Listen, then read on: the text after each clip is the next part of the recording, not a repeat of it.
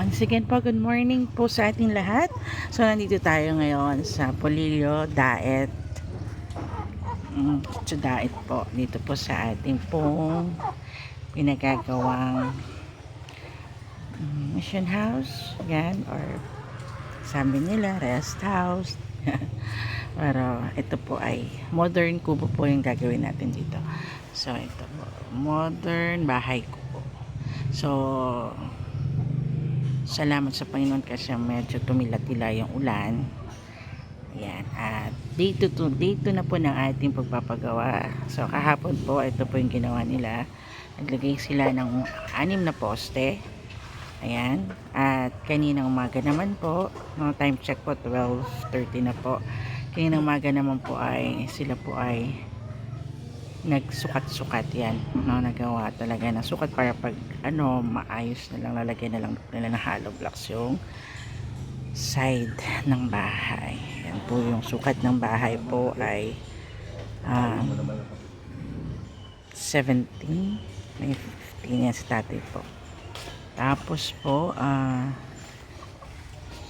dahil ito po yung dating may bahay dito, ito po yung sukat nila. So ito na lang din po yung amin pong ginawang sukat ng flooring, pero may konting adjustment po sa likod. Yan, sa likuran lang po kami nag-adjust sa kitchen. Pero sa harapan po, lalagyan po natin po ito ng balkon o balkonahe. Pero ang balkonahe po ay kahoy lang po. So parang kawayan po yung ating ilalagay, no, na balkon.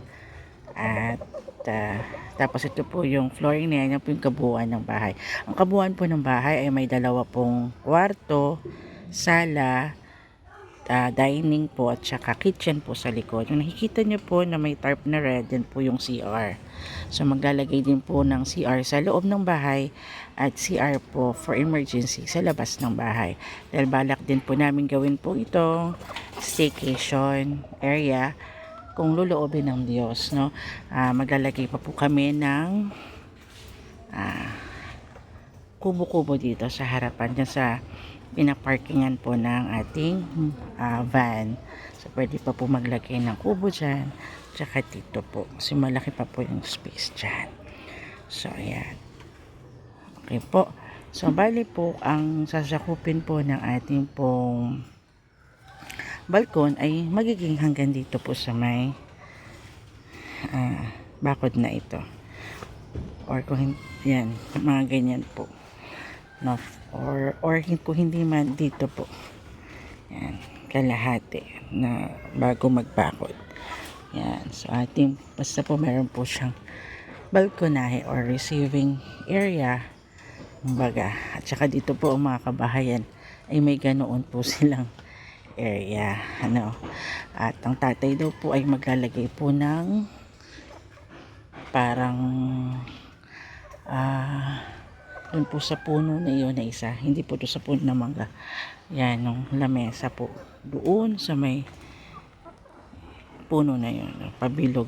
Yan, gusto ng tatay, at ang nais ay magtanim din po, kaya po kung ang bahay po ay hanggang dini po.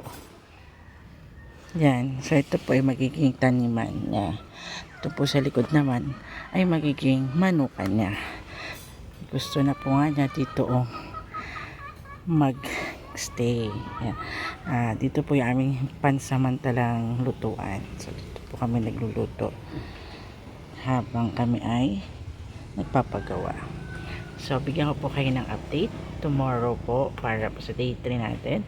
So salamat sa inyong pagsama at pagpipray na din po para po sa amin po dito, lalo tigit ang aming pamilyang Awesome Grace Christian Church AC na nagpipray sa amin na wow, wala ng chair line at wala na din pong gale warning para makatawid po yung ating Roro sa Saturday at tayo po ay makapagsimba sa Sunday. So yun yung prayer pa rin namin, no?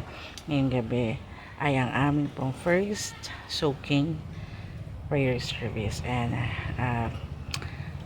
ako po ay patuloy na nagpapasalamat, no, sa inyong panalangin. Kaya kami po din po ay kalakip ninyo sa panalangin. Dahil dito po ay alas 6 pa lang ay tulog na ang mga tao. Kami na lang ni Pastor ang gising, no? Dahil sanay kami matulog na alas 12, alas 11. Kaya yun po ay ginagamit namin for prayer time tsaka sharing time, no?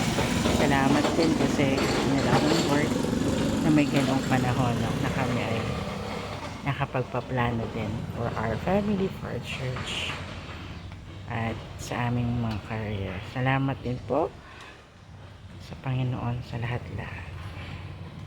See you po tomorrow for more updates. Bye!